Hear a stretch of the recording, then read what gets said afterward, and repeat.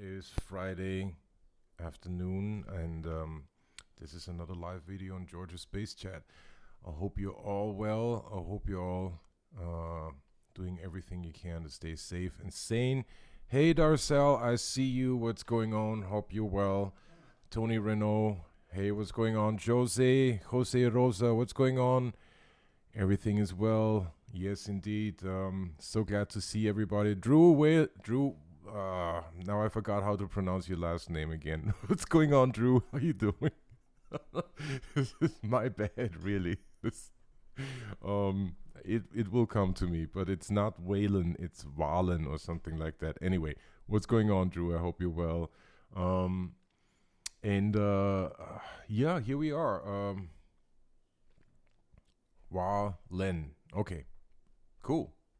I think that's right, but I need to go back to the video, so just bear with me. I will get it right after 20, 30 years. No worries. At some point, I'll get it right. Anyway, so here we are today. I hope this finds everyone well. Today's video, I should let you all know right away, is not going to be a long one. I don't have that much prepared. I just, I know, Drew, it's terrible with me. I just wanted to get on here. Number one, because I did, wanted to let you all know that Georgia's Space Chat is now, has over 1,300 members at this point. So that's incredible, right? And that is, a community building effort that has far surpassed my wildest imagination, my wildest dreams. Thank you all so much for going on this journey with me. We will continue, just to let you all know that right away. Like I'm not shutting it down or anything like that. Excuse me. So we will continue with this. But yeah, for now, I mean, 1,300 people are watching these videos, are checking out the information that's out here at Georgia's Space Chat, and are hopefully getting some good information out of it. I took the thank you, Darcel. I mean, thanks to you. I mean, Tony Renault says I can keep it short. You gotta run out and try to find all you can eat fish. That's priorities. I like how you think, Tony. This You're gonna make me steam up my glasses. Priorities. Fish fry first, base chat later. I totally get it. All right, but listen, while we're having fun here, also if you guys have, today is somewhat of a impromptu, non-scripted type of video. If there are any questions, put them into the comments. I'll try to get to them as much as possible. I know Drew wants to be in on the fish fry, man. Yeah, I totally get that. So send me questions, whatever is on your mind. Hopefully it has something to do with the subjects, with the topics that I spoke about in, it's been in what has been now a little over a year. Actually, it's a year and quite a year and a couple months.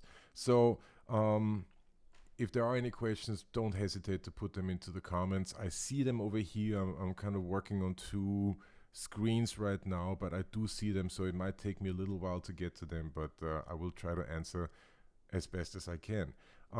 So I wanted to say thank you all for being part of Georgia's Space Chat. It means the world to me. I think it's a super cool and fun way to kind of connect and share information, and perhaps hopefully inspire and or motivate to go a little further and go a little deeper in your research and listen a little harder, hopefully love harder, but and definitely play with more intent and more authenticity, whatever that may mean for you individually.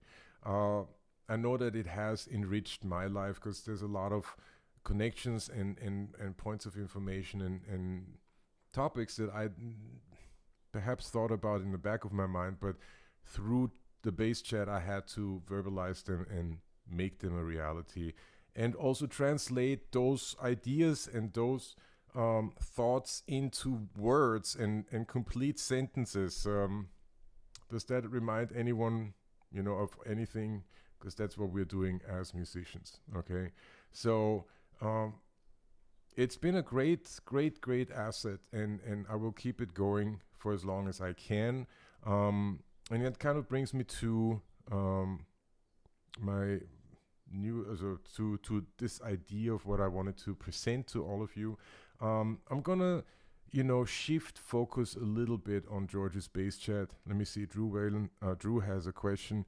Any recent experience with modeling pedals that are taking place of pedals, racks, and amps? That's a good question, Drew. To be honest, first of all, I don't use a lot of pedals, right? When I do, and this is somewhat in my development being a new chapter in my development. I have recently, within the last 2 years perhaps, really gotten to appreciate distortion, all right? Overdrive and distortion. And there are several schools of thought about all of that.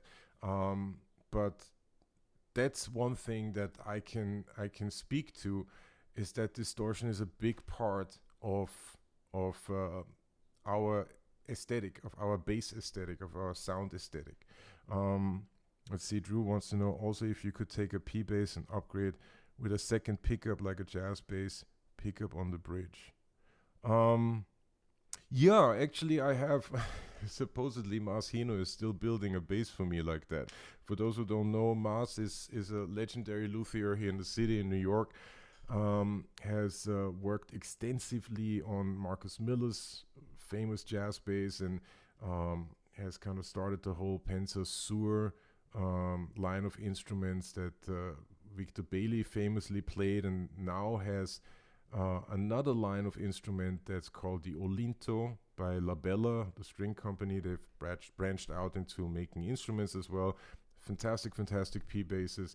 And Mars is still working, fingers crossed that he gets that to me within the next 10 years. But yeah, it's putting a jazz bass in the P bass, jazz pickup in the P bass, is one thing that I don't have at the moment, that I am curious to explore. And that was very, very prominent in the 80s, at least. You saw a lot of instruments with that. So, hopefully I'll get mine at some point. That's the best I got. But I'm a fan of it. I mean, why not? I know that the great bass player Jeff Andrews, I believe, had a bass like that, or at least played a P bass that was modified with 2 jazz pickups. I'm not really sure.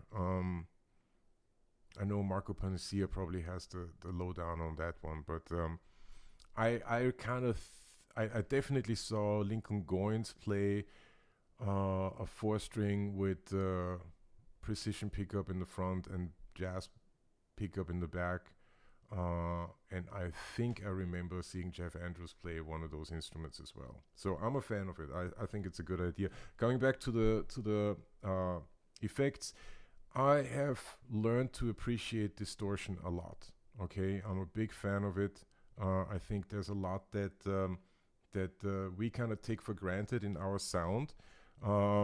Yeah, Jeff switched back and forth. Wyeth says exactly that. That we take for granted in our sound, and that our sound perception, our aesthetic is kind of built on what we have heard in the past. And very often there is a good amount of distortion on those tracks. So I don't know when this started for me, or what the exact, what the jump off point was, but I ended up using more and more distortion and getting a fatter, more authentic, more interesting, at least to my aesthetic, sound out of my basses. And also appreciated the clean aspect more, because now I was able to go in one direction, and the other direction was equally influenced by that, simply because there was a definition now. This is distorted and this is not distorted. So that's one thing about. And coming back to the pedals, whatever pedal works for you is cool. Really. I mean, I know I get a lot of distortion out of my SansAmp bass driver. Um, I know I have a Boss up there. Oh yeah, I have the Billy Sheehan um, distortion pedal or bass driver or whatever it's called. I'm all cabled up right now, so it's difficult for me to get up and bring them. But I guess I could do that. So just bear with me here.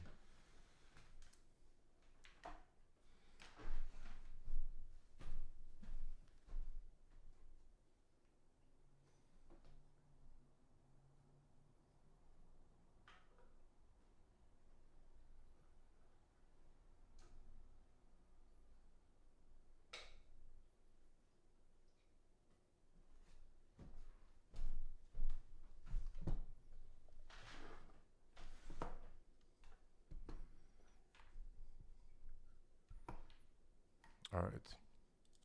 Sorry for that break, but here I am. So to answer the question, pedals. My favorite one is this one, the SansAmp bass driver. I use it. You gotta excuse my hand shaking, but I've been practicing a lot, and that happens. Um, so that one is a really good one. Like it does a lot of good stuff um, for me. Um, Here's the very first pedal that I ever got, and it still works actually. The bass flanger, whatever you want to call it. Excellent pedal, love it. Sounds like an airplane taking off. This is a stable. This is a stable pedal that pretty much everyone has to have, should have at least. The Boss Octave, and this is an OC2. I know players like Yannick Grisdala and Tim Lefebvre have many of these, and I get it. You want to have spares. I don't necessarily have all that money, but I do understand if people want to get several of those old pedals, to make sure that they have spares in case something breaks down. Always getting stuff repaired is expensive. Coming back to the distortion thing, I have used this Boss bass driver in the past and have had very good experiences with it. And then this one here is the Billy Sheehan signature drive, which I really like a lot as well. All right, very, very good pedal. And all of this now, you're probably asking why all this emphasis on distortion. Number one, because of it's an aesthetic choice, and as I said, the way we hear bass, at least in my opinion, has been influenced by a lot of distorted sounds. Whether we are actively aware of that or not, different story. But if you do analyze the songs and analyze recordings, I know I did a live recording of Curtis Mayfield's tune. Bass is distorted like hell on that entire album, and it sounds and feels amazing. Okay, listen to Donny Hathaway live at the bitter end. The bass sound is not crystal clear. Okay, there's a good amount of distortion in there. Listen to any Motown song, really. Listen to Duck Dunn. Listen to whoever you want to listen to. Distortion is a part of the bass sound and should be part of our bass aesthetic. At least that's how I see it. And I noticed that once I opened my ears and opened my thought process up to that, my basses sounded different, right? And the ideas came to me a little easier. Let me put it this way. So that's why. And then the other thing is, and this is a really recent development, at least for me, in the last, as I said, 2, maybe 3 years, listening to players like Grisdala, like Tim Lefebvre, like all the way back to Fima Ephron, of course. They are using distortion, and they are emulating. Partially, they're using distortion for that own sake, but then on the other hand, they're also emulating synth sounds, and that's where things get really interesting. Okay, those combinations between distortion pedals, octave pedals, whatever the octave pedals are. It doesn't have to be the OC2. That is a good pedal though. And then, for instance, this one here, the big one, the Mutron, right? Right. This is one of the new ones, Mutron 3 Plus. There's a whole universe of sound and funkiness out there that can be achieved with these pedals. So those, Drew, to give you an answer, those would be my suggestions. Like, get a good distortion pedal, get a good octave pedal, get a good wah pedal like a Mutron, or listen to Francisco Centeno, Solid, Ashford and Simpson. That is live bass using 3 pedals according to him. So check that out. There's a lot out there. I have not used any racks ever. I think that was predominantly a thing in the late 80s. I just I've never used them. I had one many years ago back in Vienna and never used it. So I hope that answers the question. Coming back to the jazz P bass, let's see, Jimmy McGear says EH bass monosynth is a fun one. There you go. In a fun context, what would you go to for distortion, of course? I would first of all, my go-to is the bass driver, the SansAmp bass driver. That's number one, right? And then I would probably use the OC2. There are several settings on the OC2. There's like a slew of videos out there on how to make the OC2 sound real funky and real synth-like. It will be better if you watch those videos than if I try to stammer my way through that, because I'm not a specialist when it comes to that. I do tinker with it, and every now and then I get real lucky. And then on a gig, you step on that thing and the room shakes. I was like, I'm meant to do that. So anyway, I always get a kick out of that. I try not to look too surprised when it happens. So all this to say, yeah, SansAmp bass driver, definitely play around with that one, because it's not an easy pedal. Like this is something that really needs, you kind of need to get into it, and it takes some time. But once it does, and once you understand how it works, I'm hard pressed to find anything as good as that one, really. OC2, definitely get into that one. A good flanger, I always like the sound of a flanger. A good phaser pedal for a funk gig, is probably also a good idea. And the Mutron, the whatever dynamic wah pedal you want to use is something that I would go for, because it definitely, it's so iconic and so associated with funk and Bootsy Collins and P-Funk and all of that it definitely slows your roll a little bit. Like with funk, there's several. I mean, funk is, quite. There's a variety of funk out there. You can sound like the Meters. You can sound like Tower of Power. You can sound like Earth, Wind and Fire. You can sound like P-Funk. You can sound like James Brown. You can sound like the funk, Motown funk. You can sound like the New York funk, the Bernard Purdy funk, the Jerry Jamot, the Chuck Rainey, I mean, where does it stop? We haven't even gone into the 80s now. But the thing about the Mutron is that sound is associated with P-Funk and associated with Bootsy Collins.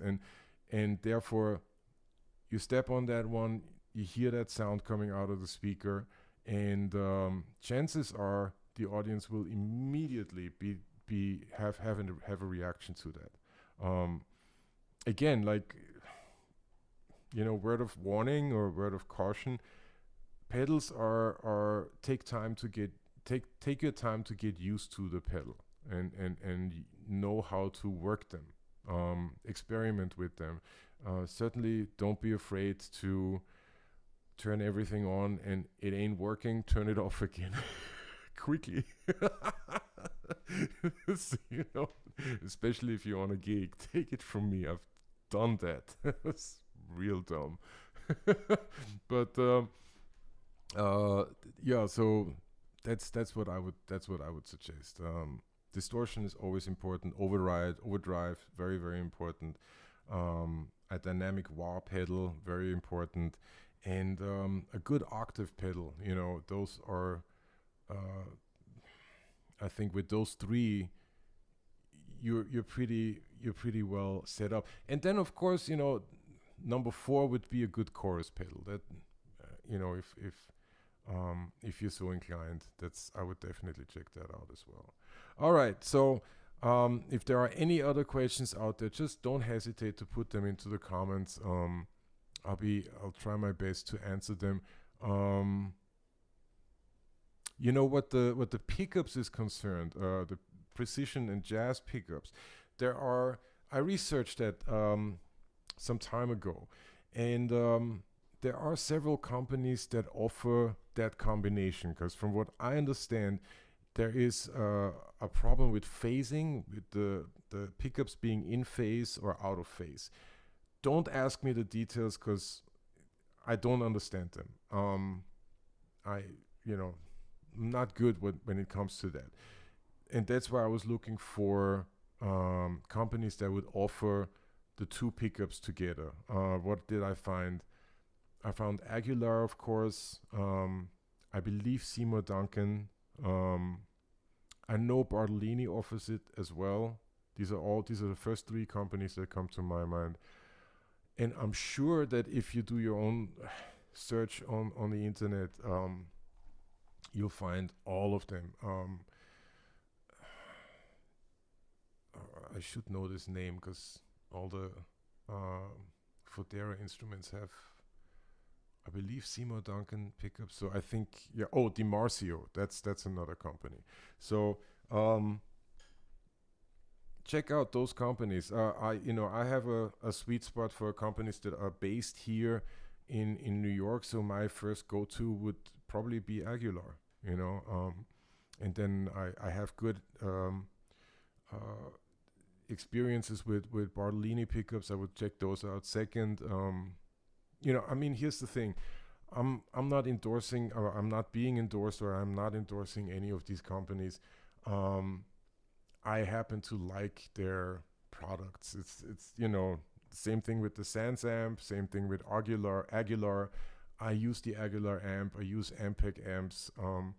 I love those products, and they sound good. They make me sound good, and they make me find my sound a little easier. But that's me, and that's my aesthetic and my ears and my mind, through which all of this is filtered, basically. But yeah, those I would look for. My first inclination is to look for companies that offer a precision and a jazz pickup as a combo, and not put it together myself. Again, I'm not technically inclined. I'm not that good with that. All right, let me see. Somebody left a comment. EH is a good New York City company. Yeah, excellent. Bass mono synth. Well, I gotta check that out. All right, so let me. Again, if there are any questions, put them in the comments. I'll get to them. I just wanted you all to know how I'm going to proceed with the bass chat. There are a couple of things that kind of led me down the path, or led me to cut back on the live videos. So the live videos that have been now almost every week are going to be once a month. It does take time to research all of this material and put something compelling together.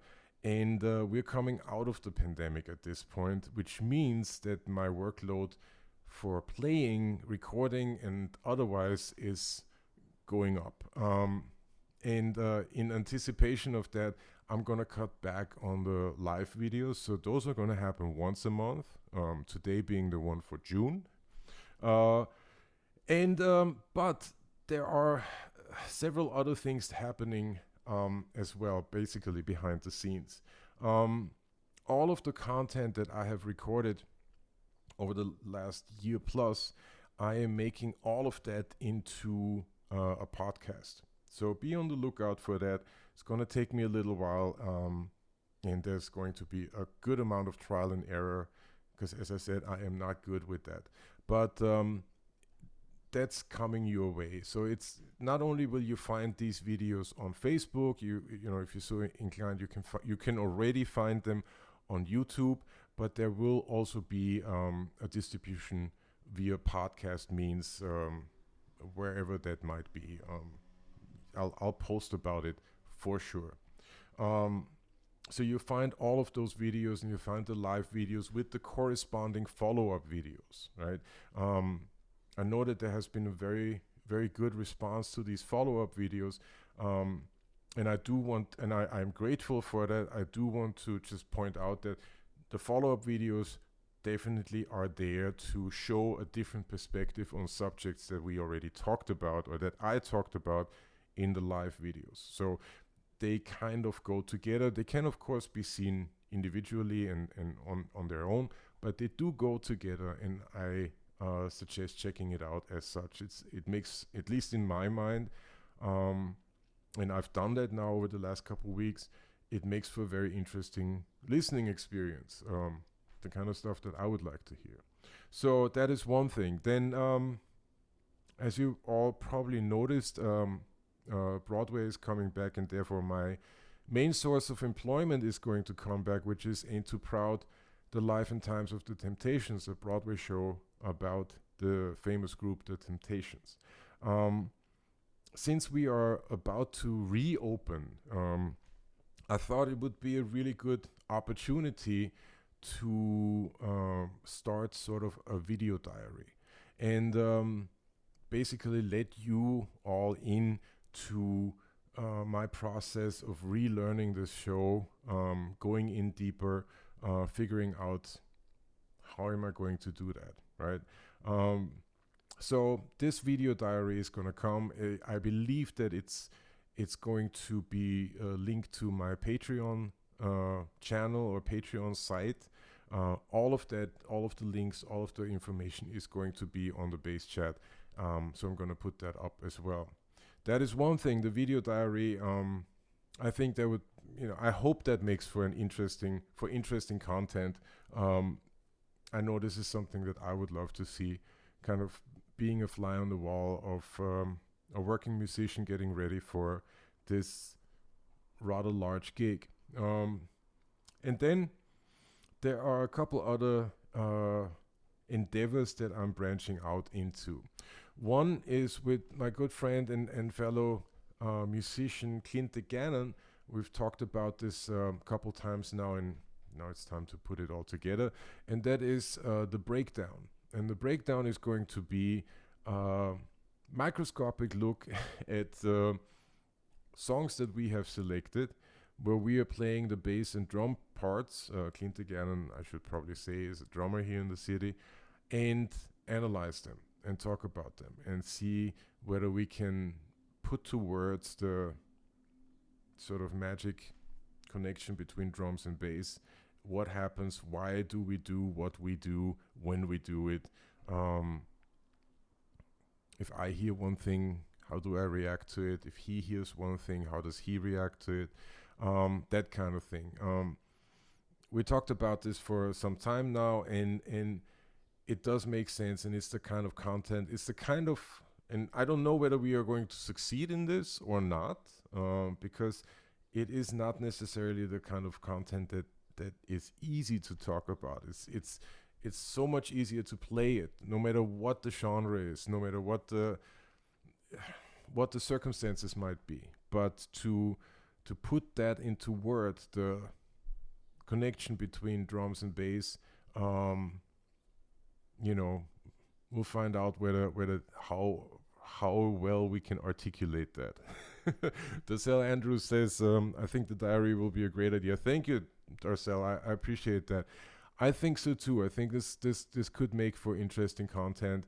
You know, I might bring in, you know, some of my colleagues and see what they have to say about this particular subject. I always appreciate interviews and or sound bites that are very much to the point.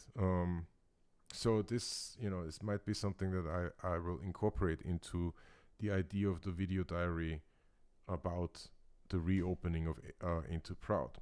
So as I said, the breakdown is coming your way. That's going to be together with Clint de Gannon and the video diary. Both of these endeavors are probably going to be pay-per-view via, no, I forgot the name, Patreon.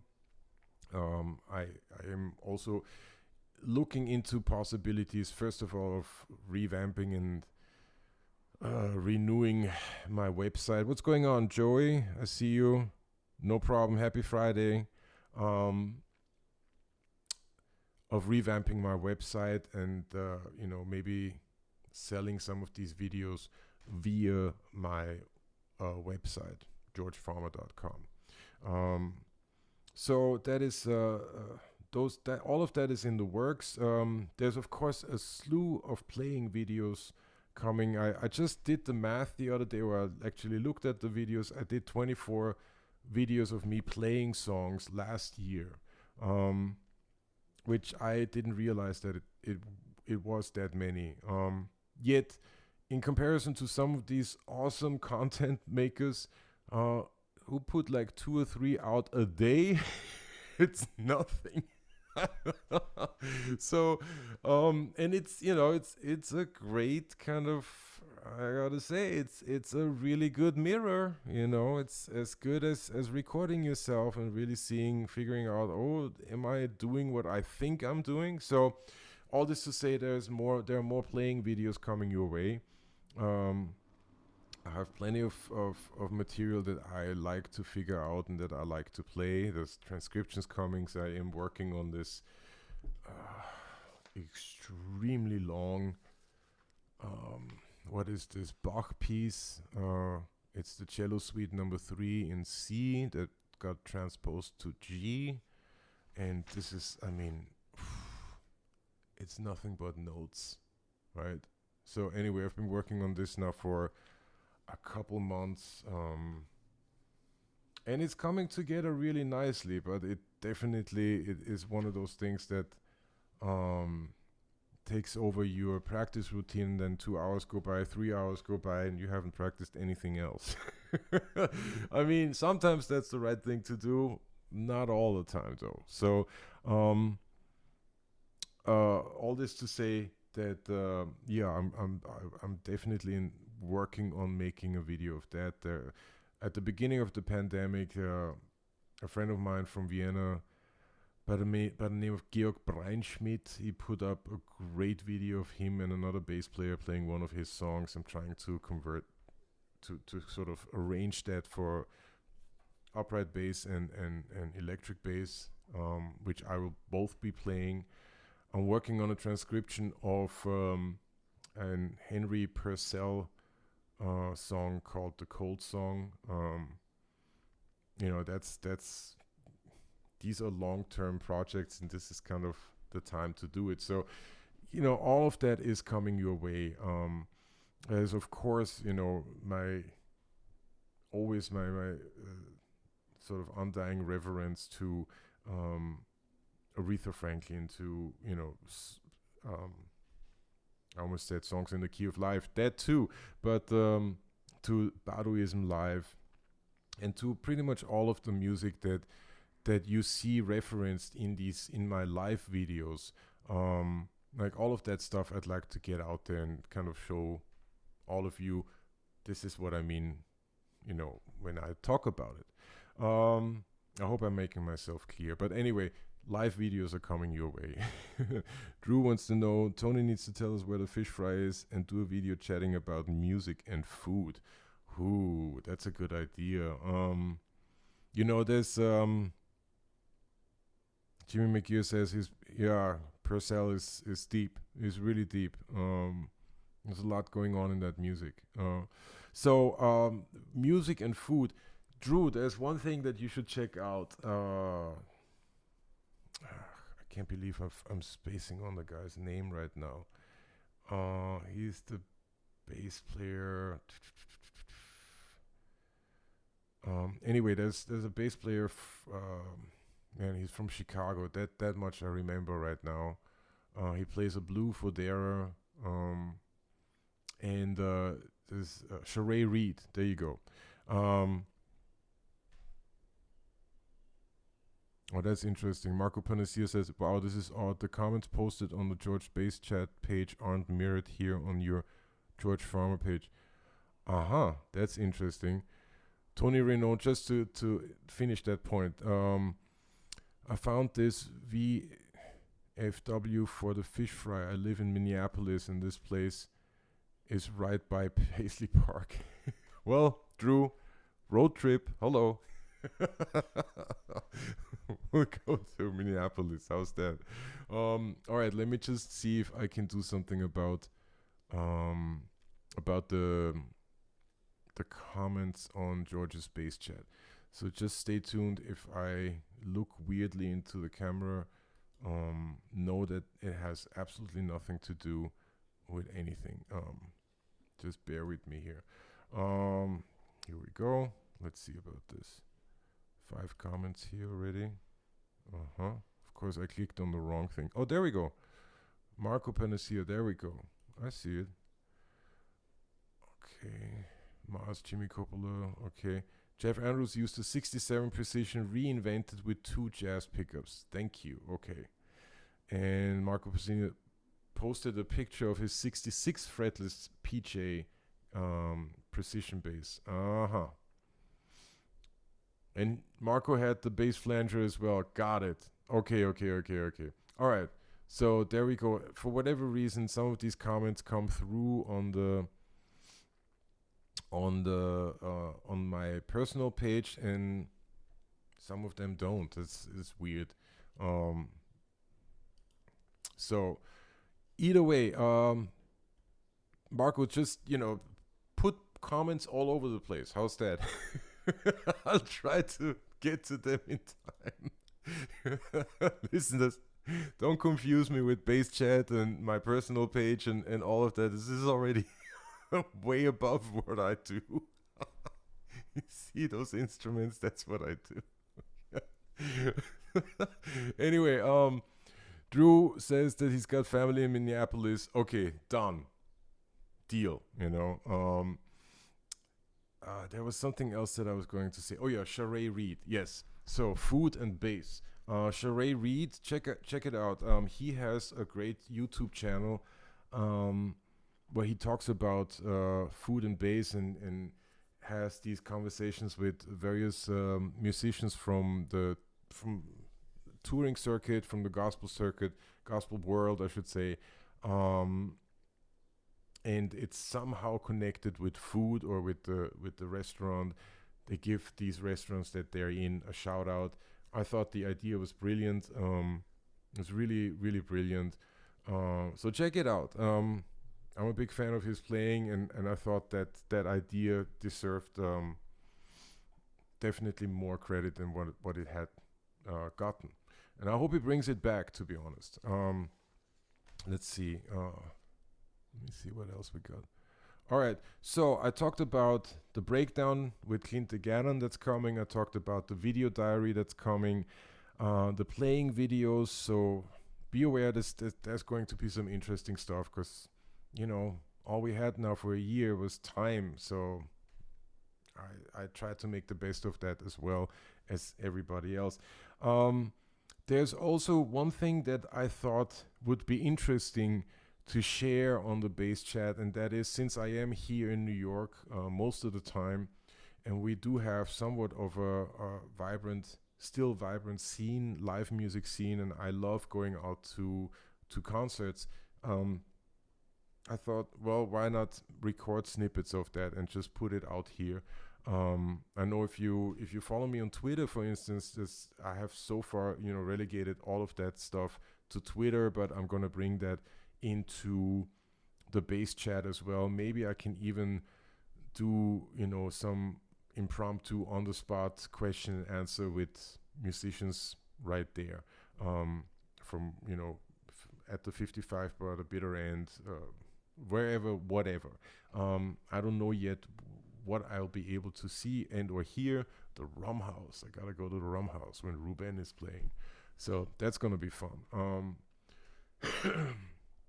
All this is hopefully something that people in the base chat can appreciate and find interesting.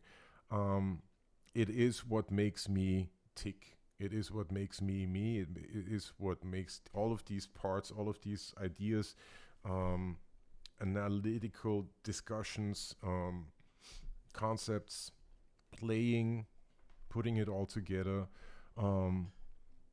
goes into my psyche and into my musical being, and that's why I sound the way I do, right? And that's why I was able to play these shows that I have played so far. Vincent Sansone, sorry, I'm bad at pronouncing names. Hi, Vincent, no problem. You're always welcome here. There's nothing to be late to. Awesome. Marco Panacea playing at the Rum House on June 18th. Yeah, it will feel a little bit unreal. I already had a couple gigs last month and I believe the month before. And, it takes some time getting back into it. As after a year of almost exclusively playing with in-ears, you realize, although that I'm used to from the theater, nevertheless, when I do work at the theater or when when COVID is not happening, there are many opportunities, possibilities, and times when I play without in-ears. Now it's almost been exclusively, and without people. that has never happened to me before. So anyway, buckle up, Marco. It's gonna feel a little strange, but then it's also gonna feel awesome. So don't even worry about it. Don't sweat it. It's all good. It is all good for real. So here we are. Yeah, the live music videos. I wanted to make a point of that. Vincent says it takes time to get back into it. Yes, indeed. Speaking about in-ears, what's the brand you use? Oh, no, I don't use the custom molded. Not yet, okay? I use Shure, and I forgot the name of these, so just bear with me here.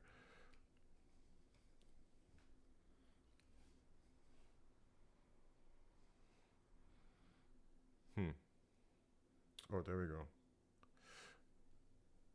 So I use Shure 215. Check them out. Shure 215. I have several generations of these. I think I started with the ones called E75 or something like that, and then I had 375 and whatnot. Now I'm using these Shure 215. Yeah, exactly. Look them up. I dig them. I like Shure. They sound good to me. I know people love the Ultimate Ears a lot. It's definitely something to get into. I will say this much, that number one, the gentleman who hipped me up to the in-ears was the great bass player Paul Adamy, with whom I'm about to do a follow-up video, which I highly recommend because that's going to be interesting. But once he hipped me up to that, for whatever reason, when playing Mamma Mia or when subbing at Mamma Mia, they were using a really old Aviom system that was somewhat difficult to deal with. It might have been a precursor to the current Aviom system. so it was, at least it felt, and it was my first time using that system. So it could have been the best system in the world. I would have, been freaked out about it. It was hard to get to know that system. For those who don't know, the AV system is a individual monitoring system. That's kind of the industry standard nowadays in a theater setting. So instead of having a dedicated sound guy who deals with monitor sounds, you make your own sound. Yeah, Tony Renault says the blue box Aviom. That came after the one that they had at Mamma Mia. That was definitely that's the standard right now. So you are in charge of your own sound. You can dial in how much you want to hear from the drums, how much keyboard, guitar, whatever, how much from the singers, how much from yourself. Hello. And it is an incredibly helpful tool, right? And Tony says that even the blue box isn't that user-friendly. I couldn't agree more. And you know what happens very often is that these boxes get used a lot, right? And in the heat of the battle, people start pushing them and punching them, right? Trying to activate certain channels and breaking the buttons. And so very often these boxes don't have a long lifespan, right? But again, context is everything. Since we are like in the heat of the battle, okay, well, I finally get the sound that I can, that I need to work with. And then, I play the show is over, I pack up and I leave. And of course, I've been in that situation, halfway back home. I remember I should have said something to the sound guy that the Avion box probably doesn't work so well, or that there's something maybe wrong with it. I think that happens very, very often. So there are a lot of broken Avion boxes out there. Be aware of those. And if something doesn't seem right, immediately raise your hand and ask for another one, because most theaters have backups. And if they don't have it, they should have them. But or they can come up with another way. A broken Avion box can be a really tricky thing to overcome in a theater setting or in any kind of gig. So check that out. There's a reason why we were talking about the Avion boxes, and I forgot. Oh yeah, in-ears. So Ultimate Ears is a company that people like a lot. I'm trying to think if there's anything else that comes to mind. Not really. I know that, and this kind of ties in with the Avion, with Paul Adamy. Once I started using in-ears, I have never gone back, unless I totally accidentally forgot them at home and I have a recording session somewhere else. And I would say in the last 10, 15 years, maybe that has happened like twice, that I forgot them at home, because they always go into the gig bag. I'm pretty sure that I have a pair in my gig bag that just sits there. So yeah, in-ears, I'm a big fan. It has improved my hearing. It has improved my ability to identify notes, lines, chords, arpeggios, quality of sound. It has given me an immediacy between the instrument and recording or transcribing that I didn't have before. I'm not saying that you cannot transcribe with, your regular whatever, Sony Pro or whatever you want to use, right? AKG or Shure. I just know that for me, the in-ears kind of did it. The minute I started using them, it was as if somebody had flipped the switch, and things were a lot better illuminated in my hearing. And I could hear better. That's all. The other thing is that you will probably hear longer because you don't have to turn the volume up as much, right? You got these tiny headphones inside your ear, and all the bones in your ear and the bones in your jaw and in your head are kind of resonating. So you don't have to turn your volume up. Let's see, Marco says, the only thing I'm hesitant about when it comes to in-ears is that they can't match the bass response of over-the-ear headphones. I don't think so. I actually think that yes, they do match the bass response. It depends on how it depends on how deep they go in. So one thing I will show you, if I can find it.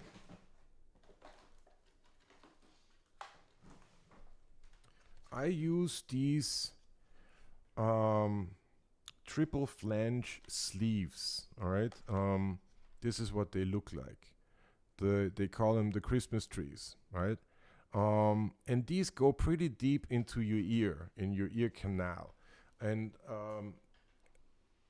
that might be the reason why I am not noticing a reduction in bass response. Let's see. Tony Renault says properly fitted multi-driver in-ears do, in my experience. Yes, I totally agree. I think that these Shure have at least 2, if not 3 drivers, but I'm pretty sure that they have 2. So that's what I would suggest. Use the. I swear by these, and I mean, this is $6. Okay, doesn't cost an arm and a leg. And for what it's worth, the Shure stay with you for quite some time. They are durable, all right. And I've had mine. I've had this pair at least for 3 or 4 years now. So I highly recommend it. It really does help. Let's see what else. Oh wow! I just got a message from Gail Ann Dorsey, I believe. That is so cool. Oh wow, that is incredible. Very, very cool. All right, well, some more content coming your way. um, I've been trying to get the great bass player Gail Ann Dorsey for an interview, so I might be able to do just that. If you haven't already, check her out. She is badass. Okay, long-time bass player for David Bowie, and has her own recorded history, recorded songs out. I highly recommend checking her out. There are many videos on YouTube of her with the David Bowie band, which included my good friend Jerry Leonard, whom I'm also gonna try to get an interview with. Between Jerry and I mean that entire band was just Catherine Russell. Is really deep. Sterling, I believe the drummer's name is Sterling Campbell, but I'm not 100%. I recorded with him and I should know his name. That was an awesome band. That's all I gotta say. Also, if you want to get into Gail Ann Dorsey, I would be totally amiss not to mention this one album by Tears for Fears, Raúl and the Kings of Spain. Check that out. Her playing on it is stellar. Okay. In the movie Almost Famous, they say incendiary, so it's incendiary the way she plays. Yeah, check it out. I'm a fan. So anyway, all this to say that there is a lot of there's a lot of content coming your way. There's a lot of new videos coming your way, but the live videos I have to scale down and have to scale back, and I will only do once a month. Again, it does take time to put these together, and I want to put something together that kind of stands up. And a lot of what all of you probably don't know is that these were sort of thoughts that were going on in my head for the longest time.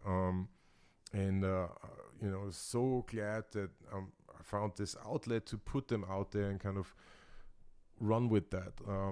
It definitely helped me a lot. And just in order of focusing my thoughts and again translating them into words that somebody else could understand. So yeah, these live videos are going to continue. There are a couple people that I am talking to that I would love to interview. First one, of course, that comes to mind is the great Wizard from Mother's Finest. Wizard Say, I believe is his name.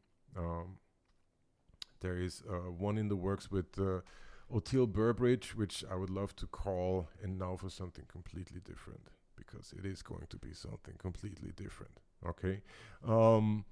So I'm working on all of these, but they do take time. And schedules allowing, we will get to them as the year progresses. In the meantime, I am putting out one follow-up video a week at this point. And as I said, stay tuned, and hence the title of today's video. Stay tuned for oh, Yolanda, that's a Vincent, that's a very, very good suggestion. I don't know her that well, but that's I'll look into that. That's awesome. She's a great player too. She's a fantastic player. What was I going to say? Yeah, so in the meantime, stay tuned, hence the title, for the announcement for the podcast, right? All of that material is already recorded, so that's going to be fairly easy, at least I hope, to put that out there. That is one thing. The other thing is stay tuned for George's Fight Club, because that's about to start up now. And in the Fight Club, I talk to musicians who all train in martial arts. Whether you're into martial arts, whether you're into doing anything in the sport arena or sports side, doesn't really matter.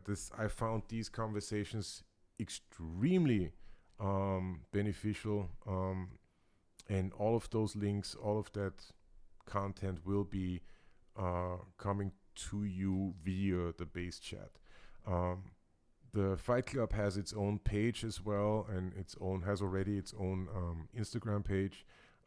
Nevertheless, I will make sure to put links up on this group page always. And with that, I kind of make bring it full circle to the beginning of this video, because we're approaching the end. I said I was going to do something shorter, but it turns out it was like a whole hour. Stay tuned for all of this content. Once again, I am so thrilled that you are all on this ride with me, on this journey, and tell people about the base chat. Not for my sake. If they are interested, if there is some content here that you think is beneficial for whoever you're talking to, let them know about the base chat. This is an open forum, as I said at the beginning. If you have something nice to share it, by all means. It does not only have to be me and my strange pictures and collages and weird subjects and, and stammering about, but if there is something that you want to share, by all means, please do. This is an open forum, and if I don't like it, I'm not gonna put it up. But so far, I believe there was only one or maybe two posts that I did not put up in ever since this started. Mainly because I did not understand them. So I'm not gonna put something up that I don't understand. All right, so check it out. There's going to be plenty more content coming. And what the live video is concerned, as I said, I'm gonna scale that down to once a month. So until next month, be kind, be cool, and remember we only have each other. And I'll see you all next month. Later.